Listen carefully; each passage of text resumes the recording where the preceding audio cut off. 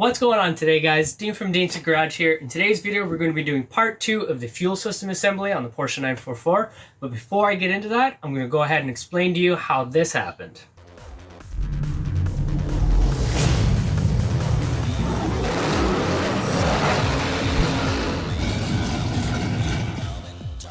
So my dad needed new brakes and wheel bearing on his SUV. So we brought his vehicle over. We were going to tackle the brakes and the wheel bearings in my driveway. Pulled the wheel off, laid it down on the ground, pulled the whole brake assembly apart, and I went to go hang the brake caliper to the fender with a bungee cord. One similar to this here with this style of hook. This is the older style with the metal hooks on there, and I hung the brake caliper with that. I didn't like the way it was held on there. I didn't trust it, so I went and grabbed the wheel, and I was sliding it over while I lifted the brake caliper. So I've got one hand on the wheel on the ground, other hand on the brake caliper. I lift the brake caliper slightly, slide the wheel over, and as I lift the brake caliper, bungee cord slides off where I had it hooked and comes shooting up. It catches me in the cheek, and actually it got lodged in my cheek. My dad had to come running over, and he pulled me off the car. It unhooked the bungee cord off the vehicle, and then he pulled the other end out of my cheek. So naturally, I went to the hospital, got checked out because it was really close to my eye. I actually thought it was in my eye because it pushed my cheek up and I could feel pressure on my eyeball. But that was just the hook of the bungee cord pushing my skin up, so that was fine. But needless to say, I went to the hospital, got all checked out. They checked my eye, made sure there was no damage there. I got really lucky. Needless to say, if you are working with bungee cords ever, highly recommend throwing on a pair of these guys. I was really lucky, but another couple of centimeters upwards, I would have got that right in the eye, and the situation would have been much different. So anyways, let's get into the fuel system. In part 1 of the fuel system assembly, we finished running the hard line under the car. You can go check that out in the iCard above. This next part, what we're going to be doing, we're going to install these clips that I got from Porsche. These are replacement clips. They're a lot nicer to work with than the old metal style, and they're also not going to rot out and fall off on you. Installing these is very easy. All you have to do is hammer the center pin down. After we finish installing the hard lines, we're going to move to the back of the car and start reassembling everything.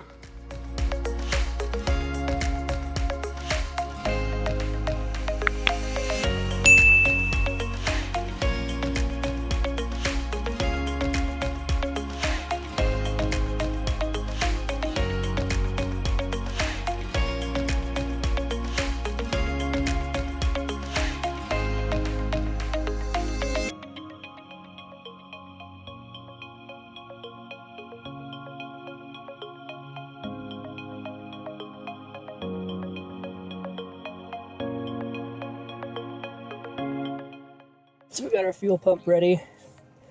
We got our 8AN fitting here. We got a rubber hose cut to the right size, pushed on there, used a bit of oil, pushed the rubber hose on, and we got our worm clamp here. That's going to attach to the fuel strainer in the fuel tank.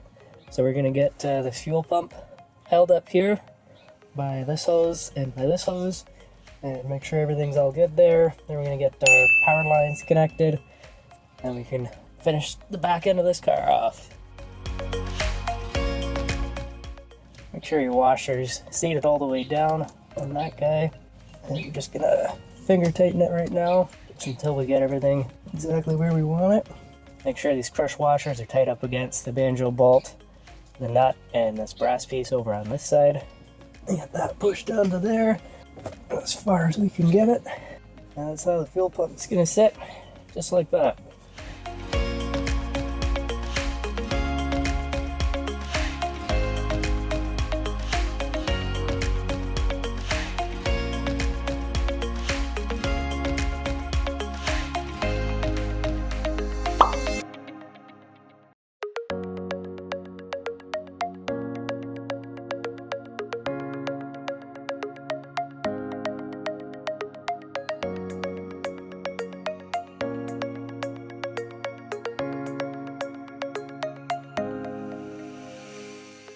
Now we're going to move up to the front of the vehicle, and the first thing we're going to do, we're going to sand the hard line to make installing the fitting a little bit smoother.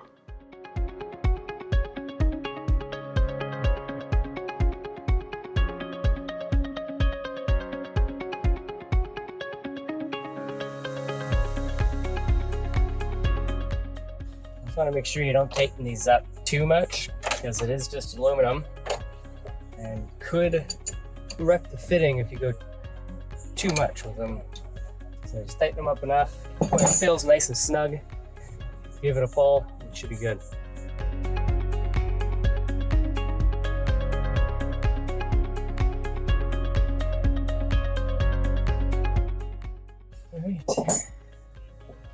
So the smaller one, 5/16 here, is a return line. The larger 3/8 one here is our feed. So I'm doing something a little bit different with this fuel rail. I need to get this fuel rail off to a -6 AN fitting because I will be going to a -6 AN hose, and I'm actually going to be going to an aftermarket fuel regulator as well. I won't be using the stock fuel regulator that would normally have mounted here. It was an old Bosch that was broken, didn't work anymore. It wasn't regulating the way it should. Anyways, I had to make an adapter to get it to -6 AN, and this is kind of what I came up with. So I got a fuel injector extension. I'll put the dimensions of this down below in the description. I can't remember off the top of my head the exact dimensions of what I ordered, but basically the inside diameter here is the same inside diameter on all of these fuel injector ports, and this outside diameter is the same outside diameter of the fuel injectors for the O-ring, so I can use the same O-ring here and actually on this part as well. Now this part here is an adapter that would go into a fuel injector port, or in our case the fuel regulator port down here on our fuel rail right there. But issue was obviously not long enough, got a little bit of a gap there, and that's where this injector extension comes in. So that'll go there like that essentially, and then that'll go down there. But unfortunately we've still got an issue where this doesn't quite fit the way I need it to. It's still like not deep enough. There's a bit of play there, which is no good. Plus the bracket does not reach our mounting holes properly, which I probably could have come up with something that would have fixed that, but instead what I've decided to do was just turn this sideways like that. That'll be essentially how that goes. And then I've just got this aluminum plate that I anodized black, and that'll just be going over that whole assembly like that. And then those holes line up with the original fuel rail holes. Now I still do have a little bit of space under here, which I will need to fill. So as you can see there, a little bit of space. So I'm just going to grab a couple of washers to fill that gap, and then I'll tighten this thing down. Also, for this piece here, this is a two-piece system, and you just need to get a bit of a thread sealant on here. Now I really do not recommend using this plumbing thread sealant, the plumber's tape, just because it's not rated for fuel and the likeliness of it degrading over time is quite high. I recommend getting something that is rated for high temps and for fuel systems, which is something like this right here. So high temperature thread sealant. I did a bit of research on it. It seems like it'd be good stuff for the fuel system, so that's what I'll be using instead. So we're going to use the same O-rings on our two pieces here that we used on the injectors.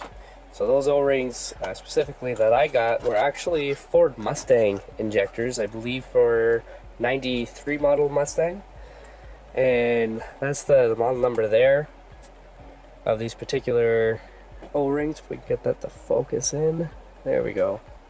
So that's the model number of the O-rings I got. They're BWD brand, whatever that is. They seem like good O-rings. Like here's one right here. It's the exact same size of what I took off the old injectors. This is one of the old injector O-rings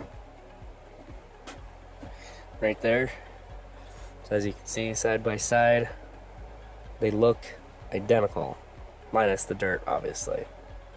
So that's what I'm going to be using for these. They're also on all four injectors. So we're just going to slide that onto our adapter piece here and onto our extension as well.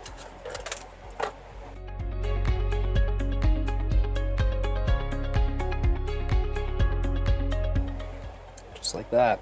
It's a pretty tight fit too, which is great. It should seal up the gas pretty good. The same thing here, some Vaseline, and press her in. Take out this piece here,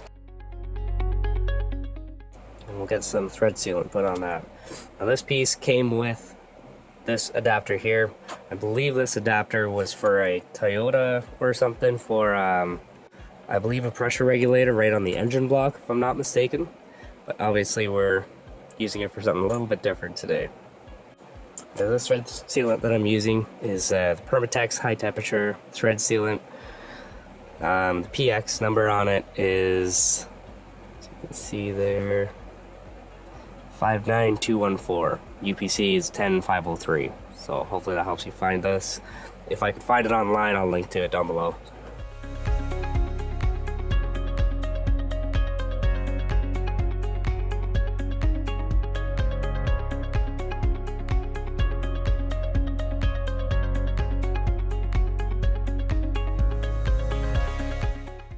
Should be pretty good. I don't think we'll be getting any leaks from that once that dries up. Should be good. And I've just got a washer in here. I can't remember the exact term for this particular washer. This really isn't for its intended purpose, but it's got the right depth I need, and once it crushes down, it should be fine. Plus, I am anticipating this aluminum to bend a little bit. It's going to bend inwards, which I'm totally fine with. This is just mostly for temporary purposes, so I can get this car started and kind of get moving forward with it. I just want to make sure the engine and transmission and all that's good, and then down the road I'll be replacing this whole fuel rail with an aftermarket fuel rail, get new injectors for it, get a proper fuel regulator, not a cheap Chinese $30 regulator.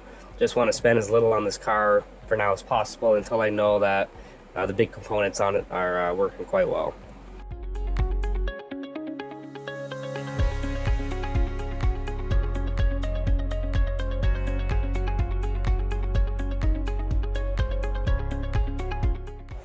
That's pretty much the completed assembly right there. Doesn't look the greatest, but should do quite well. And we'll just tighten those down and squish that all together. Then we've just converted this from the old regulator to a -6 line that we can then go out to our own aftermarket fuel pressure regulator.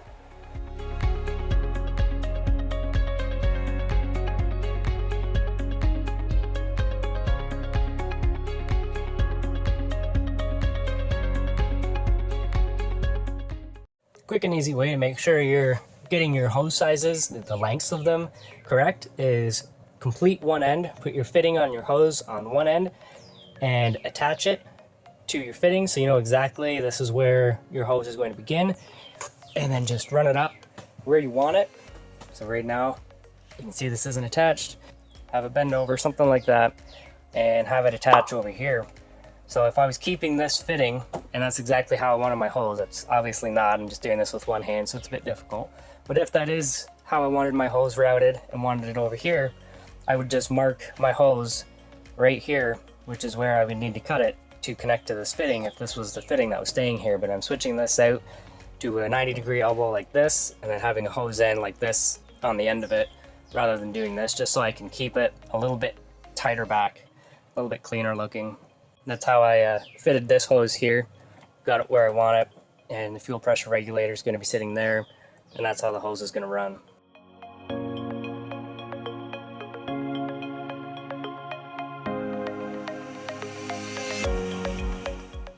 So after you have the whole fuel system put back together, one very important step you want to make sure you do that I didn't video is testing the fuel lines you built. Basically, you want to pressurize the system by getting the pump running. You can bypass the computer in the car and jumper the relay, and that will bypass the computer system, forcing the fuel pump on, and that will pressurize your system, and then you can verify if you have any leaks or not in your system. I had 2 leaks, one at my Janky fuel line adapter and also the hard line adapter behind the wheel. So it's very important that you check that because it can spray fuel all over the place, which obviously is not good. And then after you know you have no leaks, then I also highly recommend throwing on a heat shield and heat shrink as well. I didn't show that in this video because I'm still leaving it off, and I'm going to run the car a little bit longer to make sure I have no leaks.